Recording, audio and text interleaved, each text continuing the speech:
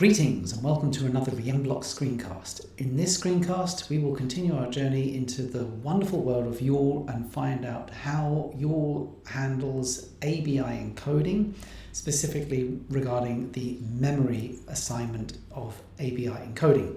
So let's get to it and take a look at this contract here, where I've got a function called ABI Encode. And it follows a similar pattern to what we've seen in the previous videos, where we loaded an array into memory and then we checked the memory and checked the free pointer allocation in memory. So what we're doing here is I've got a variable bytes32 ptr start, which I load up using mload from the free memory pointer address, and that gives us the actual starting point of the free memory pointer. So remember, in YAWL, it's always going to store the free memory pointer in this address here, or I should say assembly, or Solidity is going to store it in this location. And then we get the free memory pointer, which, as you remember, is always going to start off at 0x80. Okay? Now, then what we do is we can start to use the memory, and ABI encode actually will always use memory like this. So in fact, you can see there's a compiler warning here which says that the statement has no effect. In fact, what it's probably expecting is something like this, where we say bytes memory data equals this. And then we'll probably get another warning saying that we are not using this local variable. But the point here is that we now can see that it's explicitly adding this data to memory.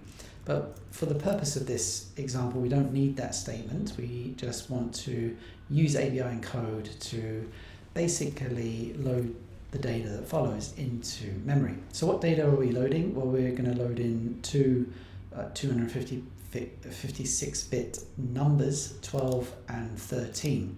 So in memory, we will see 0xc and 0xd. Once that's done, we will reload the value of the free memory pointer from the same storage slot. And we should see this update to a new value. So let's run this function. First of all, we'll deploy the contract, and then we will run this function, ABI encode. Now, what do we get out? We've logged this out here.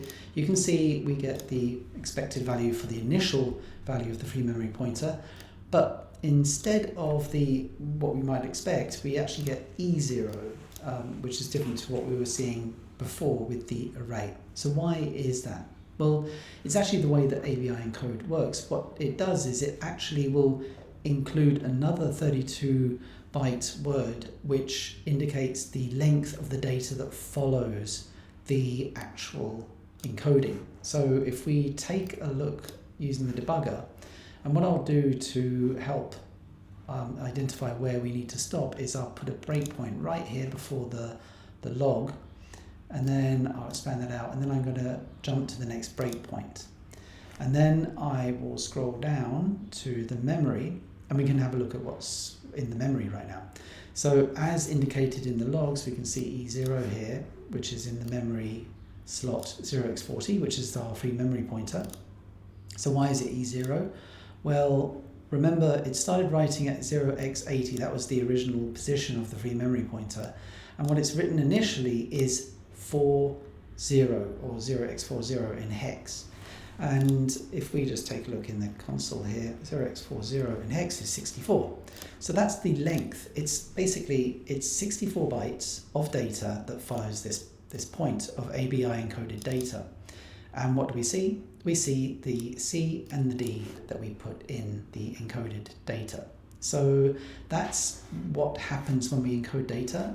That's what happens to the memory layout. Now let's take a look at another example. Let's stop debugging this and go down a little bit here. Oh, and before I do move to the next example, I want to explain that for this case where we use ABI encode, it's always going to pad the data with zeros such that it fits into a 32-byte word. So let me just quickly show you that. If I change this to a 128, which is 16 bytes, not 32, it's still going to take up the same space in memory because of the padding. So let's compile this and clear this out and deploy it again. And what we do is we run the function ABI encode, and you'll see that the pointer, the end result of the pointer is the same as the previous example.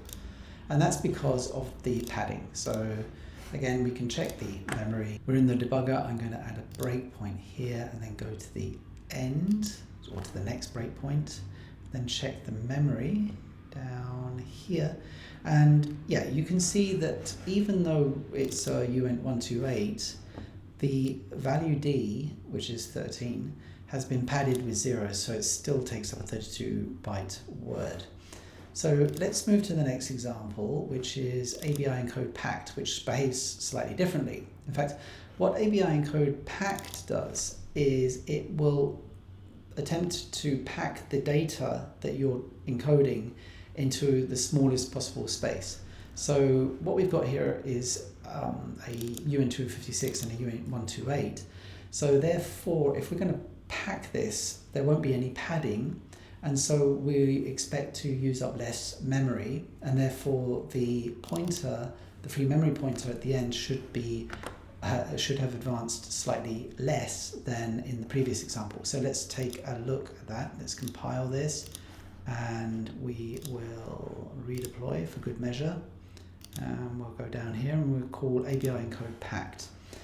So as you can see, it's advanced to D0, whereas before it advanced to E0.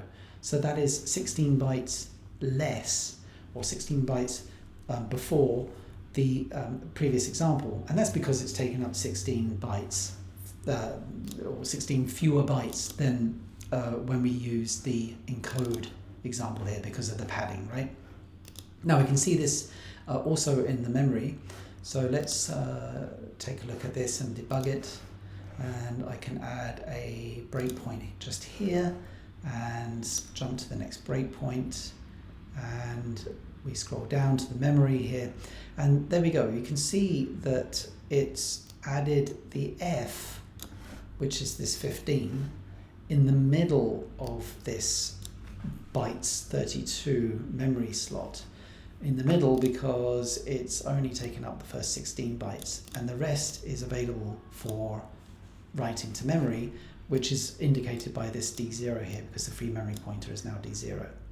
So I hope that's helped to demonstrate how the memory is managed when using ABI encoding. In this case, we looked at ABI encode and ABI EncodePacked and the difference between them and how that affects the free memory pointer. Thank you so much, and I'll see you in the next video.